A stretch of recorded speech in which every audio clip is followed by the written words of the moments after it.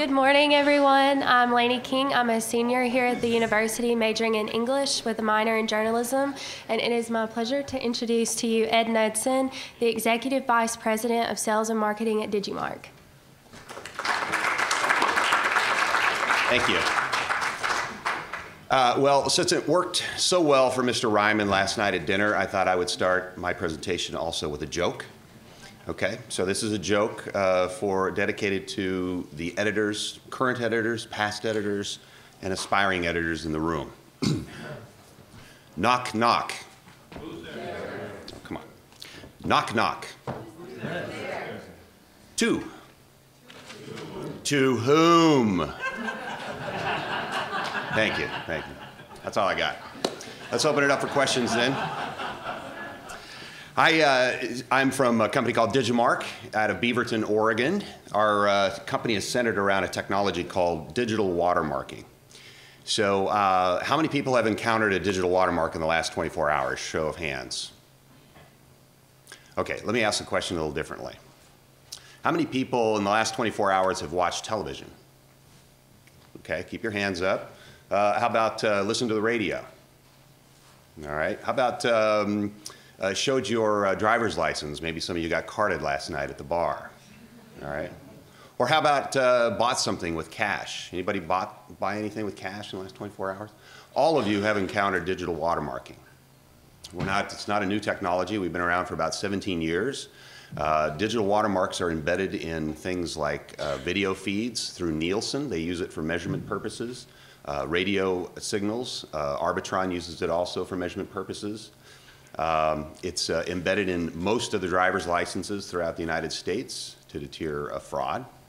And finally, our biggest customer yet today is a consortium of the central banks throughout the world. We watermark banknotes, currency, to deter counterfeiting. So it's a very well-established, very mature, very widely deployed technology. And we just got into publishing about a couple years ago. So what is digital watermarking? Well, it's a technique of applying a pattern to printed material and recorded material, audio or video. And this pattern is imperceptible to humans. You and I can't see it or hear it. But devices like this, that everyone goes, or everybody has one in their pocket, it has more sensitive eyes and ears than you and I have. And so you can see these patterns using your device, and you can hear them as well. And these patterns contain a unique ID. A very unique ID, and that ID can then be connected to an internet service. Okay, so imperceptible to humans, and it's part of the creative process. You embed it during layout. Most people use Photoshop, our free Photoshop plugin. While they're touching up the image, they can apply a watermark to the image or the text or the graphic element.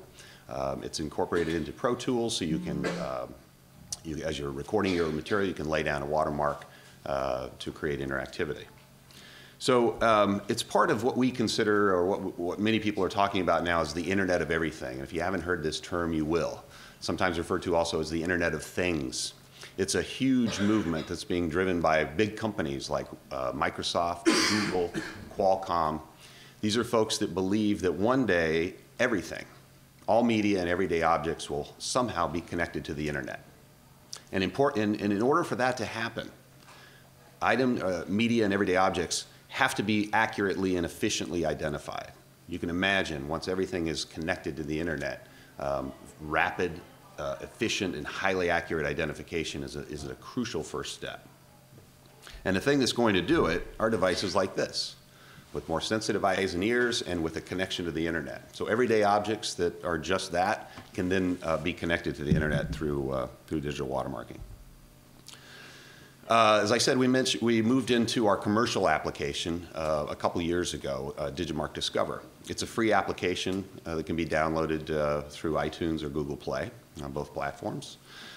And that's what a lot of folks are using to scan digital watermarks, but we have many customers who take our software developers kit and incorporate digital watermark reading capability into their apps. So a few of them are shown here on my phone. House Beautiful, Sports Illustrated, Time, Costco now has watermark reading capability built into their mobile app. And we find that a lot of our customers like this because they want to keep their customers in a branded environment.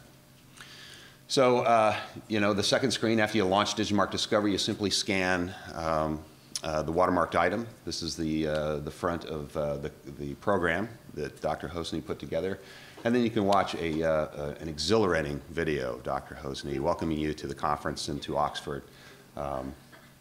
What an actor, you know, really. I mean, thank you. Sure.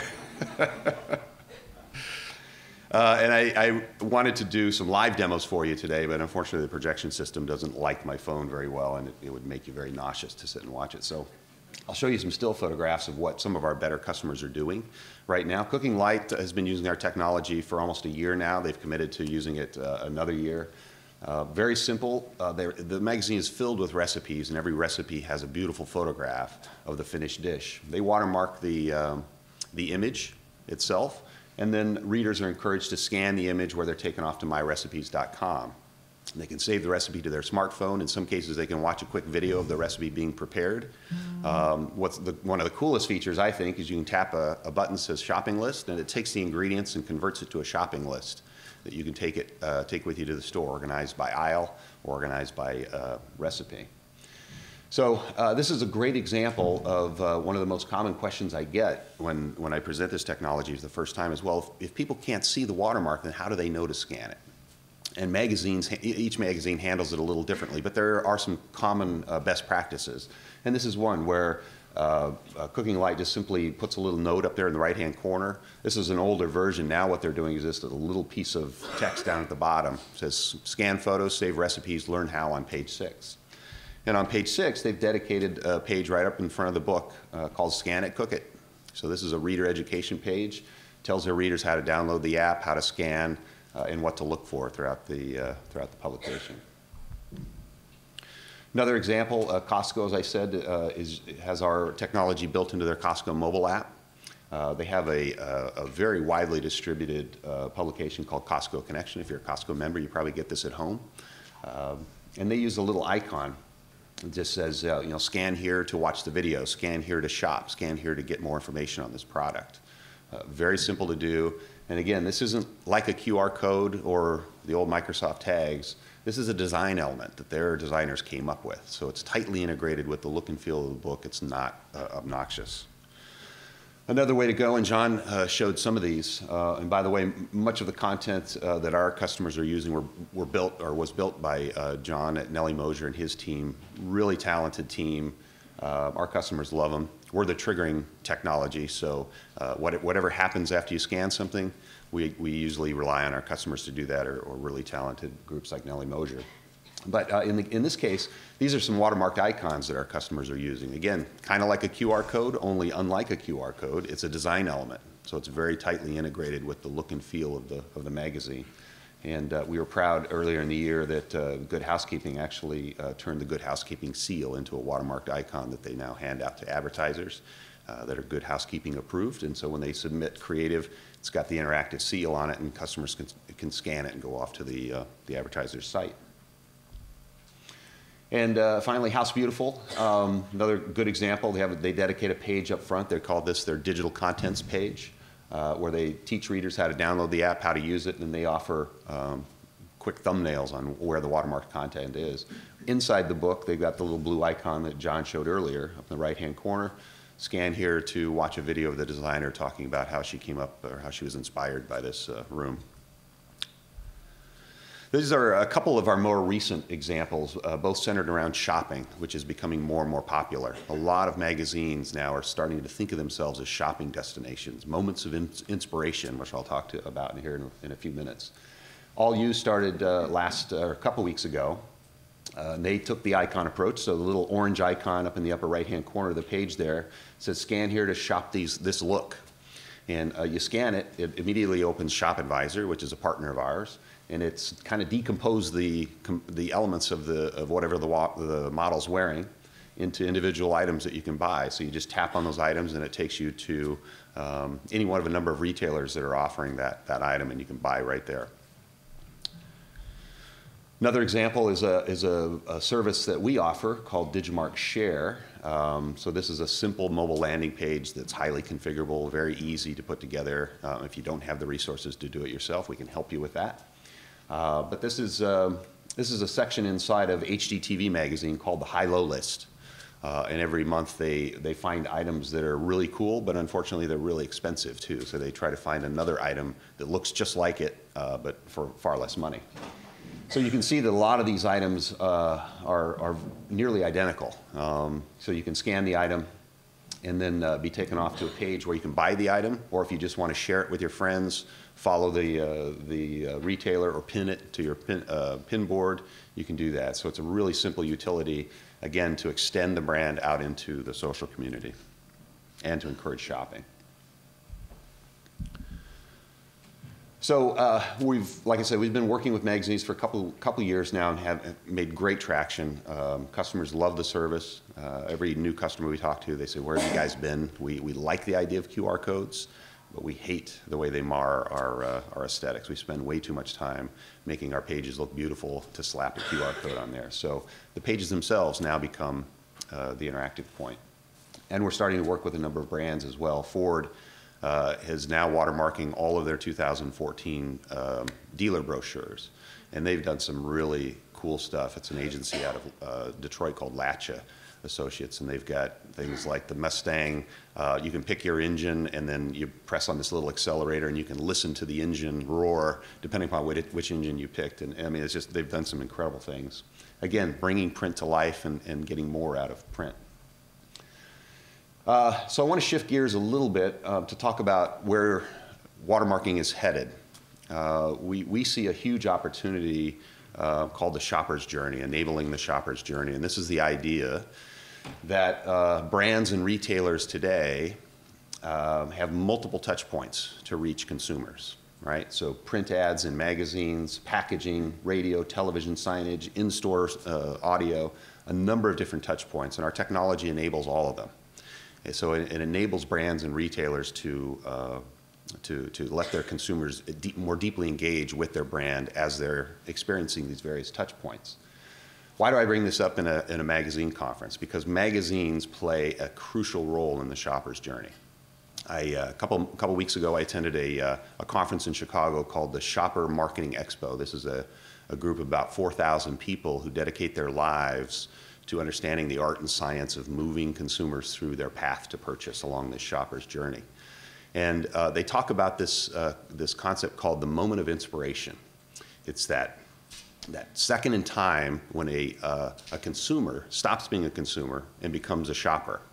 And a couple examples came out. One is, I've just squeezed the last bit of ketchup out of my ketchup bottle. I'm no longer a ketchup consumer.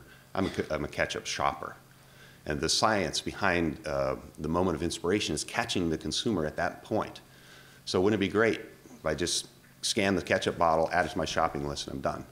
And it's not just ketchup. It's Heinz 15-ounce ketchup. So you've caught that consumer at that moment of inspiration. As I was listening to those conferences, I was thinking about the magazine industry, thinking, wow, every time I pick up my golf magazine, I must have a dozen moments of inspiration where I could buy a driver, or I could buy, watch the reviews on the latest golf balls. So it's and this is where it's headed. I mean, people are expecting to be able to seize their own moment of inspiration right then and there when they're most inspired, and magazines play a critical role in that process. One other thing that since there are a number of printers in the room, I thought you might be very interested in what we're doing with packaging, because this is going to, in our opinion, create a new wave of printed material in the form of consumer packaged goods. So we take our can of fake coffee here, Wakey Wakey, and apply a watermark to it. What we're really doing is taking the information that's in the barcode today and invisibly distributing it multiple times over the entire package. Okay, so it serves a couple benefits. One is when I scan it at checkout, if the clerk no longer has to orient the package to find the barcode. So it sounds like a little thing, but Walmart, folks like Walmart tell us that every second they can save in that checkout process is $12 million of cost savings across their entire footprint. So when a scanner manufacturer goes into a big retailer like Walmart, Target, Super Value, Kroger, you name it, with this year's model of scanner, and they say, you know, this one's faster, it's about 5% faster. They say, where can I sign? I'll take them. Because they realize what a great cost savings that is in their checkout process, and what a customer satisfaction element that is as well. In our labs right now, we're seeing throughput performance improvements of up to 40%, just because people don't have to look for the barcode. Sounds like a little thing, but it adds up really quick. And I wish I could show you a video of a clerk in our lab scanning a bunch of packages the old-fashioned way, as I like to put it, looking at barcodes and then doing the same group of packages without having to, and it's just amazing. Unfortunately, we're a publicly traded company. I haven't made that public to all our shareholders, so but we will be showing it at NRF, the National Retail Federation show in New York. If you happen to be there, please let me know. I'll get you a pass. You can stop by and come by. We're going to be playing a game where you get to scan 15 items yourself and see how fast you can go. The other benefit, obviously, is when something's watermarked, then any consumer can walk up to the package on the shelf, scan it, and get engaging information. I think it was Daniel that said earlier, or one of the other speakers, that you know, it's not just about packaging, it's the content. It's the content, and I'm telling you, these retailers, Walmart, Target, Costco, they all get this. They understand that this is an engagement moment, and people have tools in their hands whenever they come into our stores that allow us to bring them a whole new world of content. So they're very interested in this, and I bring this up again as more benefit to the printers in the audience, that I think that you know, they're going to be doing a lot of printing, and we can embed watermarks into substrates, the printing material, the materials themselves, into foils. We can emboss and embed watermarks into various materials, so that's of interest. I got asked this question a number of times since being here, so I put this slide together just to kind of help you understand, from our perspective, how our technology compares to some of the other technologies. And one thing I want to clarify really quickly, you hear augmented reality. From our perspective, augmented reality is just an experience that happens after you scan something. It could easily be triggered by a digital watermark. Many of the augmented reality applications today are triggered by image recognition, which I'll get to in just a second. So QR code's fairly obvious. We don't mar the design. If you've got a page with 25 items like 17 did in their back-to-school issue, each one of the items was individually watermarked, and they could be taken off to add those items to their shopping list. Putting a QR code on each one of those would have just looked ridiculous, right? So it's got that benefit. Also, on packaging, it doesn't take up real estate. Our humble little goal is to replace the barcode someday, and the designers that we talk to at consumer packaged goods companies are very excited about that. They hate having to take up space with a barcode. Image recognition. So this is a technology that very simply takes characteristics about what it's about an image that the phone is looking at, takes those characteristics, compares it to a database of other similar items, and tries to come back with what it thinks is a match. So we feel that digital watermarking is more accurate and more efficient, because with our technology there is only one answer. We're not guessing at what we think this is. We've identified the item and we know exactly what it is. If we didn't have that level of accuracy, the central banks certainly wouldn't be interested in working with us in watermarking banknotes throughout the world. The other thing with our technology over image recognition, you can identify specific instances of content. So for example, if I've got a piece of creative, an ad, for example, and I want to place it in 10 different magazines, without adjusting the creative at all, you can put different watermarks in each one of those 10 iterations or those placements and be able to track how they're doing in the various magazines that you place them, again, without messing with the creative. You know, obviously the image recognition today at least can't be read by POS scanners. We don't foresee any time in the future where they'll be able to very quickly. Digital watermarks can be applied to audio and video material as well.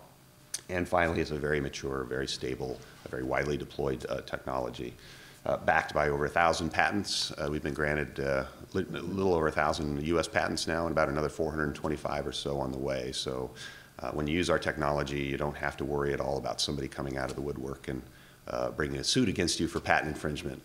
Just don't have to worry about that. Finally, RFID and NFC, these are radio frequency technologies. Near field communications is what NFC stands for. This is the idea that in some cases little labels that have radio emitting technology in them are doing just that. They're emitting a radio signal, and I walk by with my NFC-enabled phone, and it takes me off to an internet experience. The challenge is that it's still very expensive at an item level, even though they've gotten these labels down to like 5 cents a piece. That's pretty expensive, and we have no incremental material costs. We're part of the printing process. So our incremental material cost is zero. And we continue with every new Apple introduction of an iPhone, we continue to see an absence of support for NFC in these phones. So it's just not catching on. We do think there's some great applications for RFID, inventory management and things like that. But from a consumer's perspective, probably not a good fit. So a couple parting thoughts. Again, just kind of picking up on the very obvious conversations that we've been having over the last couple days.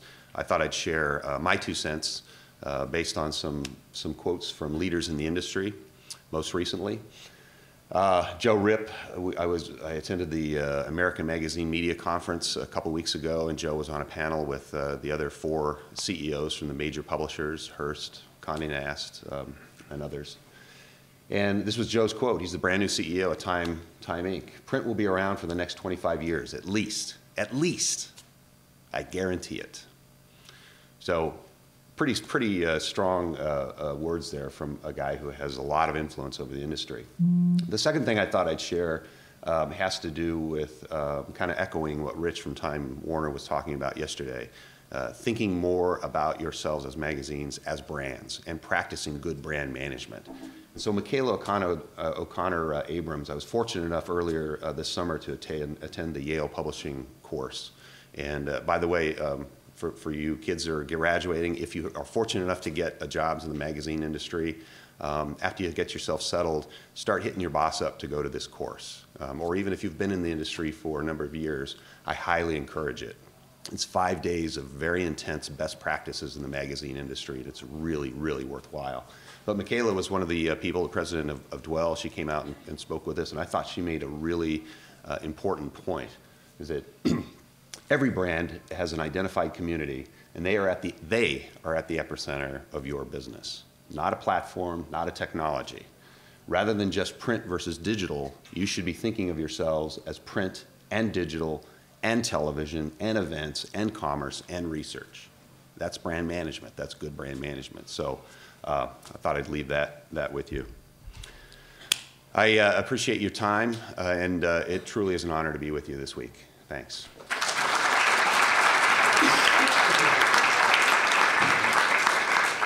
Any questions before I go? I think we still have a couple minutes. Yep. Are you guys working with Gloss already?